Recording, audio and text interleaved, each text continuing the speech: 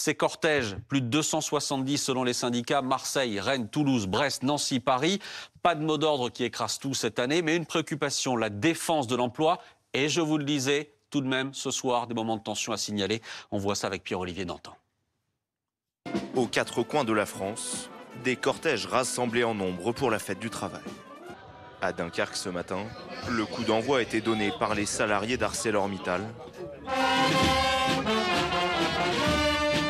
Tous inquiets du plan de suppression prévu qui concerne plus de 600 emplois. On n'a plus le choix, là. Il faut qu'on informe la population, il faut que les jeunes, les retraités sortent dans la rue, parce que si demain il n'y a plus d'ArcelorMittal en France, ça va être un effet domino, toute l'industrie française va tomber. À Lyon, 6500 manifestants ont été recensés cet après-midi par les forces de l'ordre. Un 1er mai plus calme qu'à l'accoutumée. Je trouvais ça super important de me détacher aujourd'hui pour venir sur la manifestation, voir les collègues syndicalistes, voir les amis qui sont dans les mouvements militants. Mais ponctué tout de même de quelques heures. Le gérant de cette agence immobilière, 13 vitrines fracturées. ne peut que constater les dégâts. J'ose espérer que nous n'étions pas visés particulièrement. On prête des maisons à des sans-abri. On a un hôtel de 22 chambres qu'on a laissé à une association qui gère des sans-abri. À Nantes, en marge du cortège, les forces de l'ordre dispersent la foule au canon à eau. Tensions aussi à Paris, où plusieurs fois autorités et manifestants se sont confrontés. La manifestation s'est finalement achevée dans le calme, avec l'arrivée du cortège de la CGT ici, place de la Nation, en toute fin d'après-midi. Et on nous signale ce soir au moins une cinquantaine d'interpellations à Paris, avec un moment qui retient tout particulièrement l'attention. Le stand du Parti Socialiste, je vous le disais, a été ciblé par le Black Bloc, toujours à Paris donc, avec un cri de ralliement. Tout le monde déteste le PS, d'autres accusations. Et vous voyez Jérôme Guedj, le député Jérôme Guedj, qui a dû sortir du cortège, ciblé précisément par les fauteurs de troubles. Regardez sa réaction tout à l'heure. On quitte jamais la manif du 1er mai parce qu'il y a les ennemis des travailleurs qui sont là. C'est les gens qui détournent et dénaturent un mouvement social, l'hommage du 1er mai. Ça a toujours existé, mais c'est les irresponsables, c'est les agents électoraux de Jordan Bardella en réalité. Bonsoir Dominique Rizet, merci Bonsoir d'être Maxime. là. On voit ces tensions, on sait qui a fait quoi, on sait ce qui s'est précisément passé autour du stand du PS ce soir. Alors, on avait tout à l'heure en plateau deux élus, une élue PS, une élue LFI. L'élu PS disait c'est LFI, l'élu LFI disait Manon Aubry certainement pas. Et on a le ministre de l'Intérieur qui, dans la salle de commandement de la préfecture de police, s'est exprimé devant la caméra de BFM TV pour dire sur les images vidéo, on voit qu'ils étaient, donc ces élus socialistes, ciblés, clairement ciblés, puisqu'ils avaient leurs écharpes. Alors, il y a eu des interpellations. Est-ce que parmi les personnes interpellées, il y a des personnes qui font partie de LFI ou d'autres groupes et qui vont parler, qui vont dire quelque chose?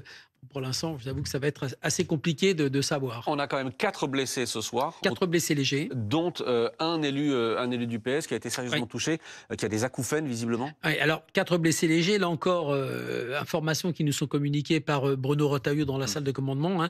Acouphènes, donc l'acouphène, c'est le problème avec les pétards qui ont été lancés sur les élus socialistes. Et puis, Monsieur Guedj qui est blessé légèrement à un pied. On va écouter justement le ministre de l'Intérieur Bruno Retailleau qui s'exprimait tout à l'heure sur BFM TV. C'est inadmissible et on le voit sur les images que je viens de revisionner qu'ils étaient ciblés parce que certains élus d'ailleurs avaient l'écharpe tricolore. Donc c'est bien des élus de la République qui ont été ciblés. C'est absolument lamentable, c'est inacceptable. Je veux dénoncer celles et ceux qui ont ce genre de pratiques violentes et qui ciblent des partis parfaitement démocratiques. Et avant de vous entendre, Christophe Barbier, je voudrais qu'on entende le témoignage de Chloé Ridel qui était présente à la manifestation, députée européenne, socialiste, et voici ce qu'elle raconte de ce qu'elle a vécu tout à l'heure. Les socialistes avaient un stand fixe du 1er mai avec des boissons, de la musique. Et on s'est fait d'abord insulter, puis violenter parce qu'ils sont des Black Blocs et qui voulaient... qui étaient d'une violence et d'une haine... qui voulaient nous blesser, voire pire. Ils ont commencé par nous arracher nos drapeaux, puis ensuite c'était des coups de poing, des coups de pied et des tirs, vous savez, de mortiers, enfin de choses qui... Ah oui, carrément. Donc il y a une volonté quand même... En cloche, donc on se retrouvait avec des... Enfin, c'était extrêmement effrayant. Il y a eu 2 blessés, dont un jeune militant lynché par terre. Et heureusement, notre service d'ordre nous a défendus de façon très courageuse. Et ensuite, la police qui est arrivée et que je remercie. Christophe, on verra qui est derrière ces violences. Mais en attendant, le Parti socialiste, certains au PS disent ce soir, par exemple, Jérôme Guedj a été visé parce qu'il est juif.